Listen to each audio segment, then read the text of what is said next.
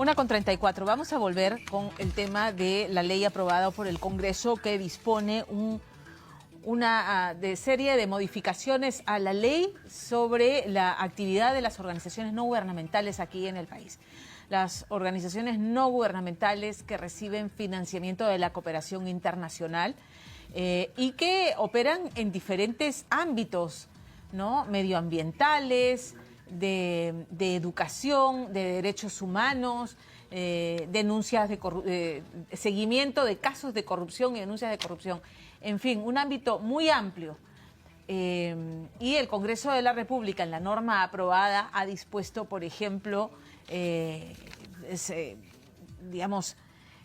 crear le sugiere a la SUNAT a ver si crea un mecanismo, una organización, una unidad al interior de la SUNAT que fiscalice la forma en que las ONGs hacen disposición de este dinero de la cooperación internacional. Pero creo que el tema más cuestionable, lo ha dicho Lucas Gersi en la entrevista que hemos tenido, abogado constitucionalista, que se le prohíbe a las ONGs iniciar acciones legales en contra del Estado.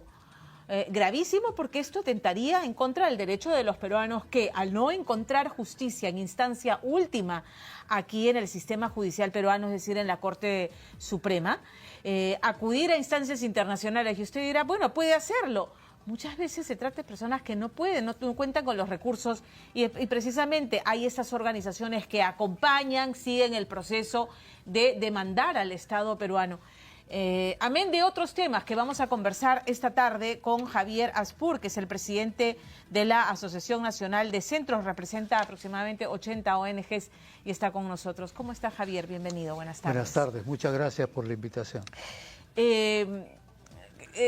La norma probablemente no sea observada por el Ejecutivo y entre en vigencia. ¿Qué es lo que más les preocupa de las modificaciones? Bueno, lo primero que hay que decir es que, como lo hemos dicho varias veces, no tenemos ningún problema con la transparencia, con la rendición de cuentas. Lo hacemos. Hay un conjunto de organismos del Estado, la APSI, la SUNAT, la Unidad de Inteligencia Financiera, la SBS, a las cuales le damos información y le rendimos cuentas. Ese no es el objetivo. ¿Están reguladas? ¿Esta rendición de cuentas está regulada y es obligatoria? Sin duda. Año a año le presentamos a la APSI cuáles son los proyectos, cuáles son los objetivos de esos proyectos, cuáles son las actividades que se van a realizar, cuáles son los recursos que están disponibles para ese tipo de compromisos. Entonces, conocimiento del Estado lo tiene a profundidad. SUNAT no supervisa, porque claramente tenemos que pagar nuestros impuestos como todo peruano y obviamente como instituciones sin fines de lucro tenemos también niveles de exoneración que están en la propia ley. Entonces, el tema no es, para nosotros lo que nos preocupa es que lo que hay detrás es un afán de control, de sanción y de ser posible de anulación de instituciones de la sociedad civil que tenemos, dicho sea de paso, puntos de vista muy diferentes. Hay ONGs que están vinculadas a la iglesia, hay ONGs que están vinculadas al mundo empresarial, ONGs que tenemos una visión de desarrollo determinada, otras que defienden derechos humanos, otros que defienden los derechos de la mujer y de las minorías. Somos un universo muy heterogéneo. Entonces, el problema está que lo que se busca con esto es repetir otras experiencias. Muchos de los sectores políticos que se rasgan las vestiduras con lo que pasa en Venezuela o en Nicaragua o en Rusia mismo, están aplicando normas y medidas exactamente iguales a las que han aprobado el día de ayer en el Congreso. ¿Qué derechos constitucionales vulnerará la norma una vez que entre en vigencia? Por ejemplo, derecho de asociación. Se ponen trabas, múltiples exigencias y riesgos de sanción absolutamente desproporcionados y arbitrarios. Se cuestiona el derecho de opinión y de participación política como todo ciudadano. ¿Por qué no podemos opinar cuando no nos parece una ley? ¿Por qué no podemos opinar para proponer que haya mejoras? ¿Por qué no podemos opinar cuando consideramos que no se está fortaleciendo la democracia, sino por el contrario? Todo ciudadano peruano tiene el derecho de hacerlo.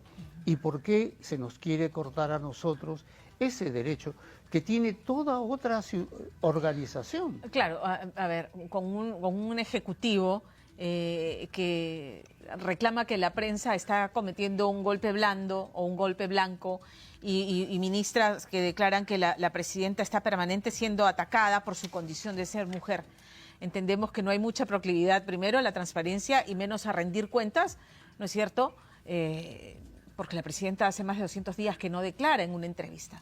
Entonces, el no querer ser fiscalizados, pero, o sea, hoy quienes opinan que eso está muy bien porque hay ONGs caviares que están participando de este golpe blanco, el día de mañana estas modificaciones podrían favorecer a un gobierno que no esté en la línea de lo que yo pienso. Esa es la preocupación que subyace a esto, ¿no? Exactamente, porque el tema uno no puede diferenciar a partir de las ideas que pueden expresar uno u otro sector. Lo que hay detrás es lo que denominan estos sectores guerra cultural. Es decir, están contra quienes defienden los derechos de la mujer, contra quienes defienden los derechos humanos de pueblos indígenas y de minorías, quienes están promoviendo el medio ambiente. Uno puede discrepar con los puntos de vista y para eso es la discusión en democracia y para eso es el debate en democracia. Pero lo que no puede hacerse es sancionar, controlar, supervisar, poner multas y hasta eliminar a una personería jurídica por una simple decisión administrativa. Y la cosa es grave porque... ¿Hay precedentes en algún otro país del mundo donde operan ONGs que tenga estas regulaciones que impone la ley? Sí, de lo que nosotros conocemos es Nicaragua, es Venezuela, es Rusia, es ese tipo de países, de regímenes autoritarios, donde claramente no hay derecho de opinar y de participar, donde se aplican este tipo de medidas. Por eso decimos que esto es una medida que va aparentemente contra un sector de la sociedad civil, pero que forma parte de un diseño mucho más amplio de afectación de la democracia. Es una medida muy peligrosa y que puede irse extendiendo a otros sectores sociales, a otras organizaciones sociales. Es impresionante. Nosotros ahora, para presentar un proyecto, tenemos que tener la autorización de APSI. APSI es el gran censor. Para hacer un contrato o un convenio con un municipio de un distrito, de una provincia, un gobierno regional, eso requiere la autorización de APSI. Es decir, es una coacción total, un control de todos los elementos fundamentales de opinar, de contratar con el Estado. Es decir, hay elementos ahí muy peligrosos para la democracia y que usted ha señalado uno de ellos. ¿Cómo es posible que se prohíba a las ONGs ejercer una acción judicial o administrativa contra el Estado? ¿Cómo quedan las víctimas de las masacres a manos de Sendero o de exceso de las Fuerzas Armadas? ¿Cómo quedan las comunidades indígenas más lejanas que no tienen los recursos para contratar a un abogado o para venirse a Lima o para ir a la Corte Interamericana de ser necesario? Ese es el rol que cumplen las ONGs. Entonces, claramente se está violentando no solamente a las instituciones, sino a quienes son la población con las cuales se trabaja y se promueven iniciativas. Lucas García, abogado constitucionalista y declarado liberal, ha señalado que la norma es perfectible y que efectivamente este último punto lo considera muy grave porque efectivamente atenta contra un derecho constitucional. ¿Usted cree que es perfectible o que simplemente se debe derogar y volver a lo que ya existía? Lo que nosotros le hemos propuesto a múltiples congresistas, cuando nos hemos reunido, es que este proyecto, este dictamen, que ahora ya es ley aprobada por el Congreso y que va a ser publicada sin ninguna duda por el Ejecutivo, regresar a comisiones. ¿Para qué?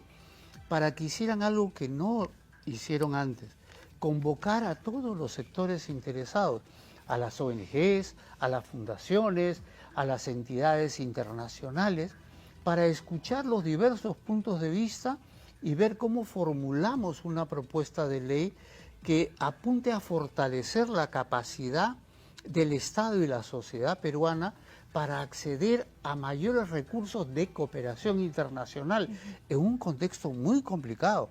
hace muy poco hemos visto lo que ha pasado con USAID. Hay una tendencia bien compleja. Claro. Y estamos dispuestos a dialogar para mejorar, de la Casa pero esto Blanca, es una imposición. la versión de la Casa Blanca es que se estaba destinando recursos para organizaciones no gubernamentales que no estaban redituando o que no se estaban destinando realmente los recursos para lo que decían que iban a hacer. Y aquí se señala también, ¿no?, que hay ONGs que se dedican a promover la oposición, por ejemplo, de proyectos mineros, proyectos de inversión, y en ese camino que transitan lucran también ellos, y eso es lo que, entiendo, la ley pretende también frenar. Claro, pero las instituciones lo que hacemos es presentar un proyecto, conversarlo con las instituciones que aportan recursos, informarle a APSI qué es lo que hacemos, qué objetivos, cómo se van a usar los recursos. Si eso fuera así, ¿por qué no ha actuado la APSI contra esas instituciones que no cumplen con lo que le han dado en términos de proyectos, de iniciativas, o que usan mal los recursos que reciben? Tienen toda la información. Hay en la historia del ejercicio de APSI, ¿no?, de funciones de APSI, sanciones que se hayan establecido a ONGs que se han excedido, que no han cumplido con estos protocolos exigidos. Lo que hemos revisado nosotros, hay faltas administrativas que se demoraron en presentar el informe respectivo, que no presentaron el detalle que debían hacer. Todos ellos observaciones subsanables. No hemos leído una sola línea de parte de APSI, en ningún caso, que señale que haya habido mal uso de los recursos o que haya vínculos extraños, como señalan algunos congresistas. Nada de eso está planteado. En todo caso, nosotros no vamos a defender a ninguna institución que incumpla la ley y que cumpla sobre todo sus compromisos con las entidades aportantes y sobre todas las cosas con la población. ¿Qué partes son perfectibles y qué partes de la ley debieran simplemente ser eliminadas? Yo creo que hay que revisar a fondo todo este tema de la libertad de asociación, lo que denominan el activismo político, que en teoría lo han retirado, pero lo que están planteando es que no podemos generar mecanismos que vayan en función de o que coincidan con organizaciones que organizan protestas, etc. Correcto. Yo me pregunto, por ejemplo, Cusco ha hecho una movilización regional reclamando el gasoducto. ¿No es legítimo que una ONG considere que hacer un gasoducto para el sur es necesario, es importante para el desarrollo de la región? ¿Por qué eso tiene que ser considerado algo negativo o incluso como un delito? Hay que discutir a fondo qué es lo que se está entendiendo y cuáles los derechos que tenemos como instituciones de poder expresarnos. Creo que es inaceptable que APSI se convierta en un ente que censura qué tipo de proyectos, qué características, o que incluso tenga que violar la autonomía de los gobiernos subnacionales. Porque según la ley, si yo quiero hacer un trabajo con un municipio en el distrito de Chinchero, en Cusco, yo tengo que pedir permiso a APSI, a un funcionario que no tiene idea de la realidad de la región, ni de la provincia, ni del distrito. Para eso están las autoridades, para eso son instancias de gobierno, son elegidos por la población. Claro, para que tengan cierta discrecionalidad. Para terminar, ¿qué previsión hace el Ejecutivo? ¿Observará, no observará? Y si es que no observa y se aprueba finalmente y se publica, ¿qué medidas tomarán? Bueno, lo primero que tiene que quedar claro es al Congreso y al Ejecutivo es que no vamos a guardar silencio. Creemos que esto es un tema grave que ahora afecta a un sector y puede abarcar a muchos otros en el objetivo de controlar y censurar. Vamos a recurrir a todos los mecanismos legales que estén a nuestro alcance. Se ha diseñado y está en curso la presentación de acciones de amparo en todos los espacios y regiones donde esto sea factible y esperamos que esto lo podamos hacer también con la participación de las organizaciones sociales con las cuales trabajamos y que son finalmente los perjudicados finales de todo este diseño, porque acá se está limitando la capacidad de acción de las ONG, pero sobre todo se está dificultando el acceso a recursos de la cooperación. hay un escenario muy difícil en el mundo que al parecer los congresistas no tienen claridad. Cada vez hay más exigencias, más hechos graves, más guerras, más desastres. Entonces, si queremos como país acceder a los recursos que necesitamos, porque hay un déficit enorme de capacidad de inversión y de gasto del Estado, tenemos que diseñar en conjunto una política para eso. Y este tipo de medidas lo que hace es ahuyentar a la cooperación. Y eso va a significar menos recursos, no en función de las ONGs que tiene profesionales que pueden buscar diversos mecanismos, sino finalmente impactar a la gente más vulnerable de nuestro país y que requiere con urgencia ese tipo de apoyo. Te agradezco, Javier, por haber estado con nosotros esta tarde. Muchas gracias por la invitación. Gracias.